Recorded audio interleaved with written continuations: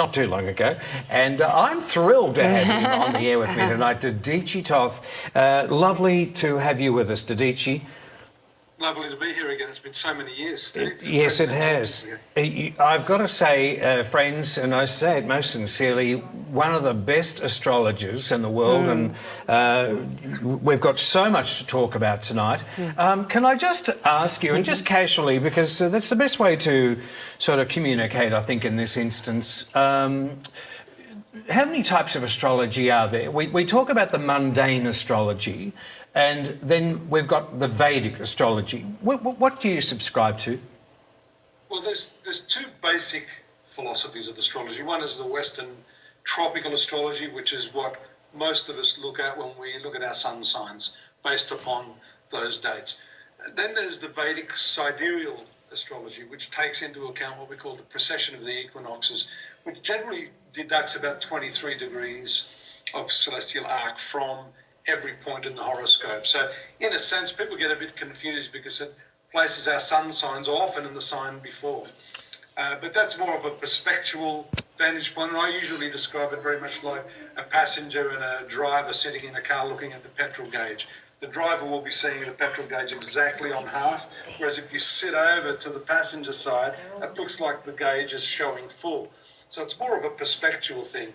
Then within those different branches of astrology, you have the mundane astrology, which is political astrology, horary astrology, which is charts for the moment of a question. We have the electional astrology, selecting the most appropriate times for doing things. For example, my daughter was astrologically engineered. I mean,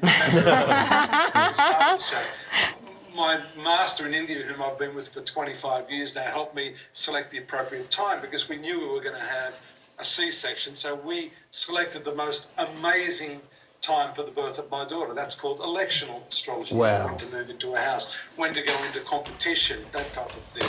Then you have synastry, which is the astrology where we look at the horoscopes of people, people that are wanting to get married. Indians are big on that stuff. No one actually gets married there unless they've actually matched the horoscopes, and there's a whole sort of set of rules and regulations for how we determine the compatibility of those people. There's around 13 points of agreement. Sexual agreement, felicity, the electromagnetic compatibility, the emotional, mental, so on and so forth. So that's a study in itself.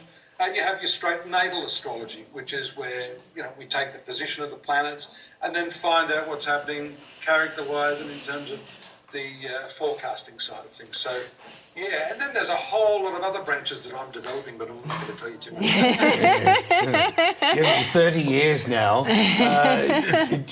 With the science, do you ever look at it with a sense of anxiety? I mean, look how happy you are. You're radiating. He looks better now, ladies and gentlemen, than he did 12 years ago. You're just glowing. I'm really happy to say that and see you looking so well, mate. Yeah, you're looking. I'm an old man now.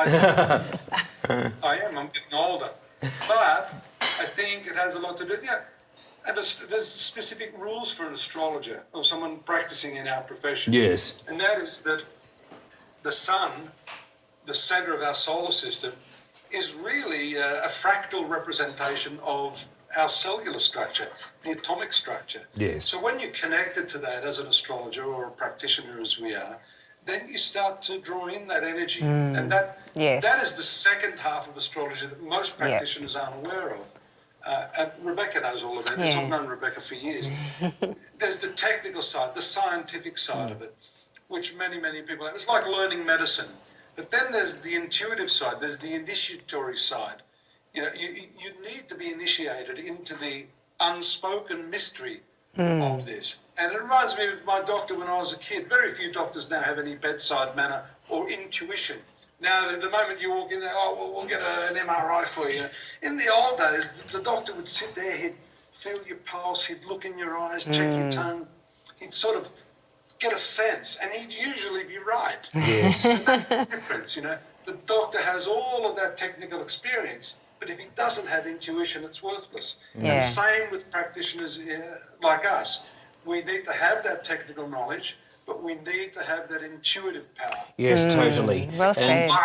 Vak Siddhi, that's the power of speech. When you are initiated into, for example, a mantra or a specific discipline by your teacher, then all the nerves in the tongue and the throat, these chakras here, there are chakras all in the tongue. Yes. So that when the speech is coming out of the mouth of an astrologer, it has to be pure, it has to be accurate, and it has to be premonitional.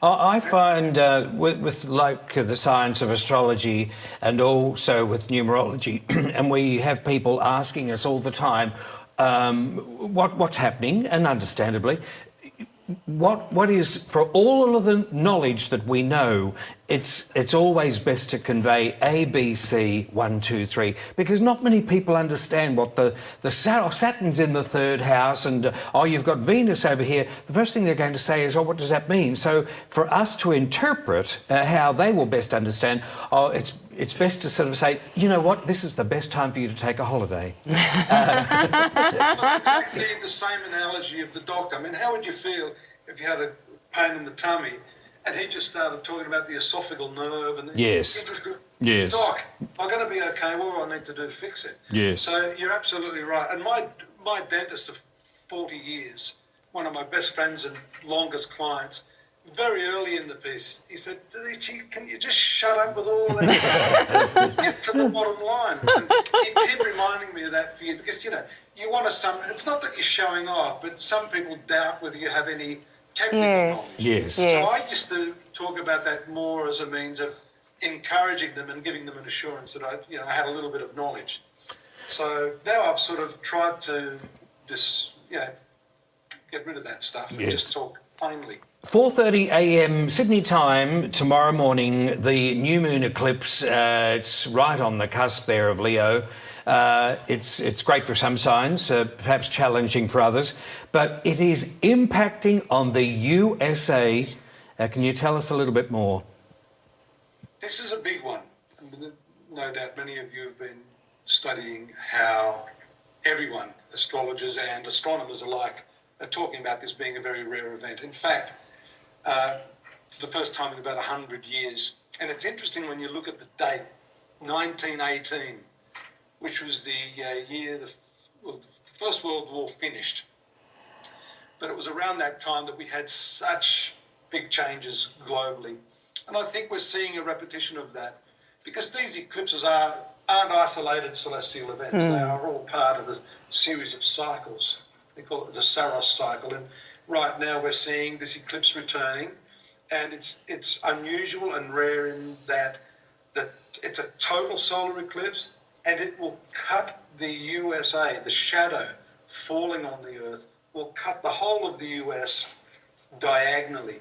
So everyone there in the US pretty much will have an opportunity to see that. And I find it symbolically very, very interesting, given what's been happening lately in the US, given the ascendancy of President Donald Trump and the divisiveness of this president seems to be very symbolically shown by the shadow that's cutting the whole US north and south, which in a sense is exactly what's happening with the left and the right. Yeah. You've got this horrible sort of division of the country politically, socially, and in a sense that the eclipse is very much about the sun and the moon on the karmic axis. An eclipse can only take place when you have either the new moon or the full moon, so like lunar or solar eclipse. And that happens on the nodal axis. So firstly, the sun is representative of the king, the government. The moon is representative of the masses, the people. So that coming together of these two celestial factors on the nodal axis shows us very clearly, especially in the countries where the eclipse is visible, that there is it's what I'd call a tipping point in the affairs of that country. I've estimated that the effects of this eclipse will start to be felt fully within about 9 months, but I think it's already started. Yes. Because what I predicted on my website is a lot of social unrest. We're seeing that with Charlottesville right now. Yeah. The Black Rights movement is on its ascendancy. You've got this far right sort of controversy that's happening now with the, Trump not sort of coming out to stick up for the for the left. It's just a mess. And there's a whole lot of other stuff that happens under eclipses, which I haven't even discussed. This is just the social and political ramifications. And war is not out of the question, except for the fact that this particular eclipse has some fortifying positive aspects from Jupiter and Saturn. Yeah. So there are problems there. Yeah. This is happening in the ninth house of the horoscope, the US horoscope. If I take the Sagittarian ascendant, there's a little bit of debate over that, but on a bit of research you'll find Sagittarius is the rising sign. So the ninth house is the judiciary. It's the constitution itself. So one part of me thinks, and I'm sort of weaving a few concepts together here, that because the eclipse is occurring on the natal rising point of Donald Trump, it's dangerous. Secondly, that's amplified by the involvement of Mars, the warring planet. And Donald Trump also has Mars in Leo at the time he was born. So this eclipse, and he was born under a lunar eclipse. Yes. Wow. So That's Donald like Trump fulfilling is an destiny. eclipse baby. Therefore, apart from this being a major solar eclipse for the country of which he is president for the first time in 100 years, it falls smack bang on his rising sign. It involves Mars this time around, where Mars was also involved where he was born. So there's absolutely no doubt that this has a massive impact on the leader of the country. So I did go so far as to say you could see an assassination attempt, illness, resignation, or he'll just be turfed out. It's just getting the government is governance is becoming untenable there. So it's really the tipping point, as I said. But with all due respects, it wouldn't have really mattered which president had have got in. This was America's destiny. That this eclipse was going to still travel over the USA. Would we be to assume that whoever would have got in would have faced the same fate in this situation? No, because not everyone would have the same horoscope as this president. Yeah, but he is. Look, it's a fait accompli that he is the president. Yes. So we can't say woulda, coulda, shoulda. Yes. Can't do it as it is. But just for argument's sake, if another president had the eclipse in an innocuous position, yes, then it wouldn't have as much impact. It might, for example, what I'm saying here, the big thing I'm looking at here is that the eclipse takes place in the ninth house, which is the eighth direction to the financial house of the US. I've been saying for some years the US dollar is about to collapse. And everyone's saying, well, what's happened to your prediction, Dadhichi? I think it's all being artificially kept under control. Quantitative easing 1, 2, it's going to happen again. But as soon as those interest rates go up, and you've seen the US dollar's taken a dive of up to about 10% now, I think you're going to see hyperinflation. You're going to see a massive. 2008 is a teddy bear's picnic compared to what's coming, and I think this eclipse is going to act as a bit of a catalyst for these social and political changes. With these eclipses, we can see them from as much as 3 months out before, and the effects of them can still be up to 6 months after. Well, I'm saying up to about 9 months. Because of the location of the eclipse. It depends on whether it's angular, cadent, or succedent. Yes. In different angles. The angular positions are what we call foreground positions. This one is in a cadent. A succedent position, ninth house. So yes, it will come a little bit later. But look, I've made predictions. I remember I was in India in when was it? Must have been 1995. I was at dinner with a diplomat from the Indian consulate. He was with the High Commission there. Had dinner with him. I said, you know what? There's a total solar eclipse visible here. There's going to be a leader assassinated, or he's going to die. He said, well, that's pretty heavy. I got on the train to go back to Delhi, and I hadn't reached the destination. I got a call. Dadhichi, Yitzhak Rabin has just been assassinated in Israel. No, dear. So sometimes even right under the eclipse, things can happen, which is why we saw this Charlottesville. It's a tension that's building up. Yes. And I don't like bang 21st that's going to happen, but I think it can slip and slide around those dates. And right now we're seeing it happening leading up to that date. All of the people being sort of sacked in Trump's administration, It's not good. No, and the new moon eclipse, as you say, it travels right through the middle of America. We could see a nation that's divided. Well, isn't it interesting? Symbolically, it's diagonally divided. Yes. That's exactly what's happening. Yes. Look, time gets away from us, and I would just love to keep talking with you all night. I used to love having Dadhichi on my radio program. We would talk forever. We are going to have a look at all the 12 signs and how this new moon eclipse is going to affect all the signs. Now, is this within the next 24 hours, 7 days, or in the next few months? It's fair to say it's really the next few months too, isn't it? Eclipses of this magnitude are not just something that will happen for the month. They are, as I said, a part of the process of evolution and development.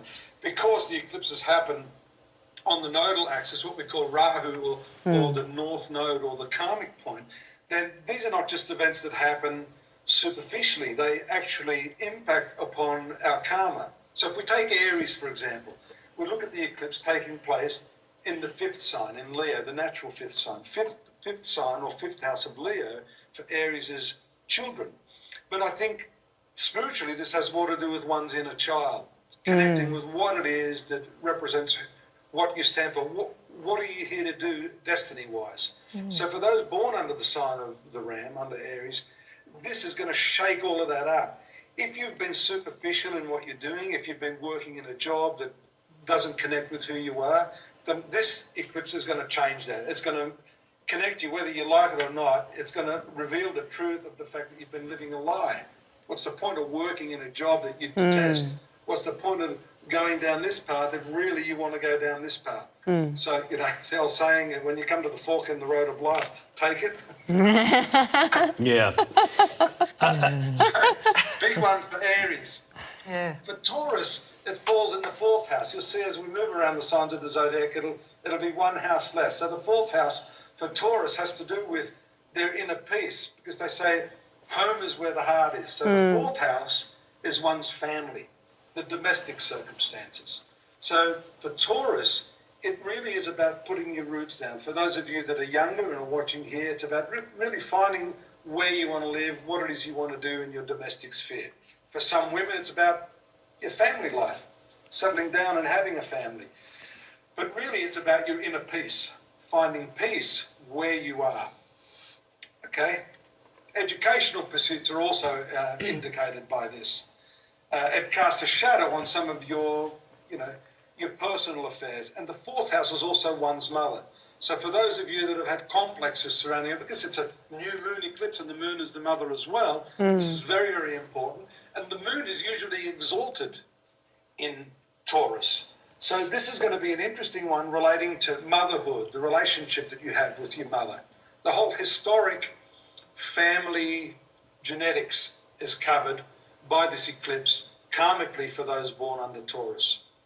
Gemini, Leo is the 3rd house for you. So the 3rd house has to do with the rational mind. And Gemini, you have such a difficulty in focusing on one thing a lot of the time. You're the master of, the jack of all trades, master of none. So this is about focusing. The eclipse cuts off the electromagnetic radiations. It stops things. It's an intermittent gap. It's a break in the consciousness in the way you normally regard things, the way you habitually do things.